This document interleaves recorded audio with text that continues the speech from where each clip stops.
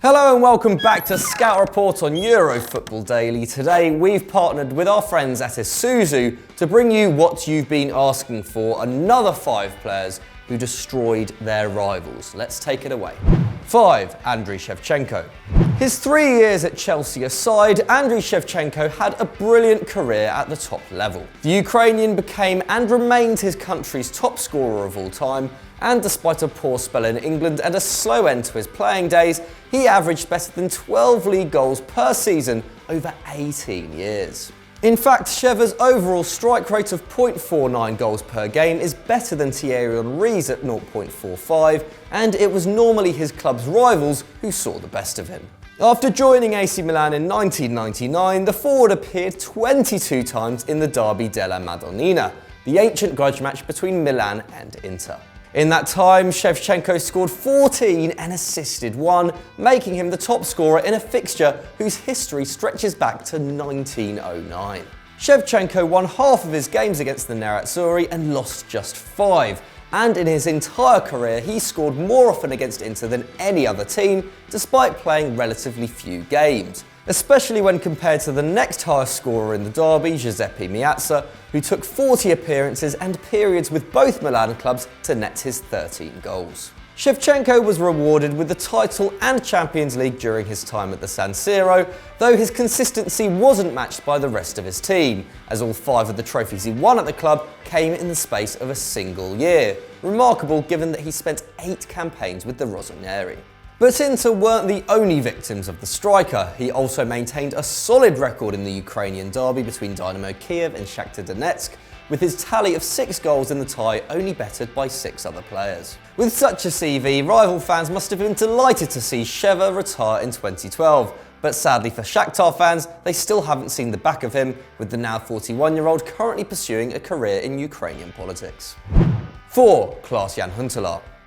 Last year in the Eredivisie, at the age of 34, Klaas-Jan Huntelaar scored 13 goals for Ajax. It was the 11th time that the Dutchman had reached double figures in league play, and meant that he'd achieved the feat in all 4 campaigns he'd featured for the Amsterdam Giants. Back in the mid-2000s, Huntelaar netted 96 in his first 3 seasons at the club, earning a move to Real Madrid. 8 years after he left, the number 9, who never won a title with Ajax or any other club, returned to his old stomping ground, and of his 13 league strikes, 2 came against Feyenoord. That means that after 12 appearances against Ajax's Rotterdam rivals, Huntelaar's tally stands at an impressive 10 goals, making them his 3rd favourite opponents after Hamburg and Heracles, who have both conceded 11 to him. In Die Klassiker, Huntelaar has been on the losing side only twice, but has won 7. And of all the sensational players to appear in the grudge match, including Cruyff, Van Basten and Bergkamp, just 6 have scored more than the former Schalke man. And his record in Germany was almost as good. Schalke's chief rivalry is with Borussia Dortmund in a game called the River Derby, and Huntelaar played against BVB 13 times during the Schwarzgelben's glory days under Jurgen Klopp and Thomas Tuchel. In that time, he was involved in 6 goals, putting in a good showing against a side which won 2 titles and averaged 2nd in the league during his 7 years in the country, while by comparison, Schalke's average finish was lower than 6th. Surely now on the verge of retirement, it would be great to see Huntelaar's career, which has been quietly excellent, come to a close with the title winner's medal it deserves. 3. Zlatan Ibrahimovic. With spells at Milan, Inter, Ajax, Juventus, Man United and Barcelona, Zlatan Ibrahimovic has played in some of the world's greatest derbies. But perhaps his greatest performances were reserved for one of European football's newer rivalries, Les Classiques, the matchup between Paris Saint-Germain and Olympique Marseille. With PSG only beginning life in 1970, the club is just 11 years older than Zlatan himself, and when he arrived at the Parc des Princes, they trailed their southern rivals. At that point, Marseille had 32 wins out of 78 games, while PSG had 27.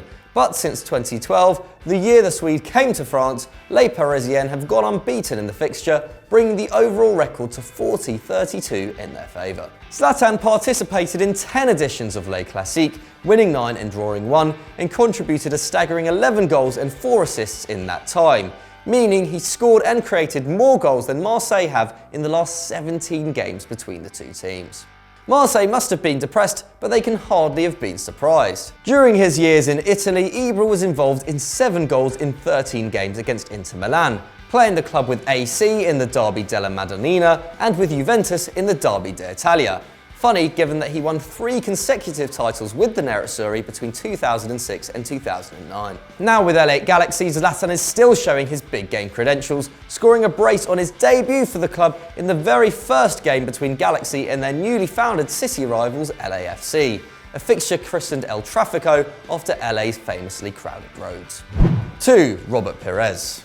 Amazingly, this may be the first time we've ever covered Robert Pirés on EFD. An Arsenal legend, the Frenchman was often overshadowed during his time in London by playing alongside all-time greats like Henry, Bergkamp and Patrick Vieira.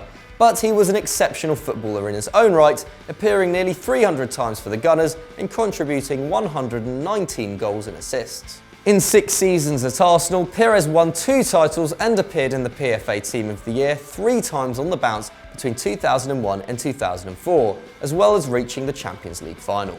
But while his performances were of a consistently high standard, he raised his level when it came to the North London derby against Tottenham Hotspur. In 11 games against the Lily Whites, Pirés scored 8 and assisted 1, making him the second highest scorer in the game, improbably enough after Emmanuel Adebayor, who had the advantage of playing for both teams.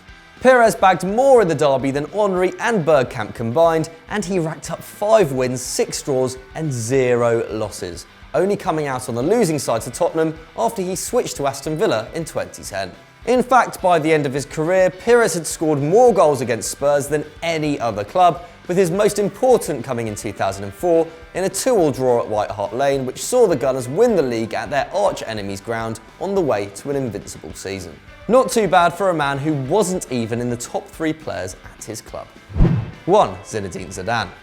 A Real Madrid icon twice over, Zinedine Zidane's time with the club as a player was not as successful on the domestic front as you might imagine.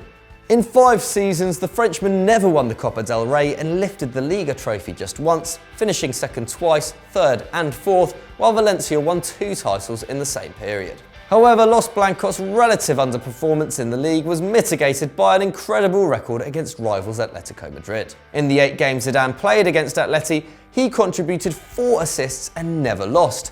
And in fact, Real went unbeaten versus the Rocky Blancos between 1999 and 2013, but that wasn't the end of the story. After becoming coach of the Real Madrid first team in 2016, Zidane managed another 8 fixtures between the Merengues and their noisy neighbours. This time he couldn't go unbeaten, losing 2, drawing 3 and winning 3, but one of those defeats came in the second leg of the 2016-17 Champions League semi-final, in which Real progressed, while his first victory over Diego Simeone's men was the 2015-16 Champions League final, which brought Real their 12th European crown whilst denying Atletico a first. And that's leaving out the 2013-14 final, when Zidane was assistant manager to Ancelotti in yet another Derby Day triumph. During the time Zidane was in the Bernabeu dugout, Atletico conceded an average of 0.6 goals per game in all competitions. But despite boasting the best defence in Europe, Los Colchoneros allowed an average of 1.9 a match when they played Madrid. That's more than any Premier League club conceded in the 17-18 campaign.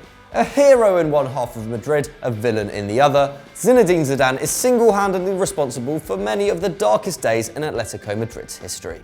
So those were our 5 players who destroyed their rivals, but can you think of any more? Because we actually can't. Let us know in the comments below and maybe you'll get a shout out next time. If you've enjoyed this, why not check out the final of Stat Wars The Champions, in which I took on Christopher Hamill. And as always, don't forget to like and subscribe. Thanks for watching. See you next time.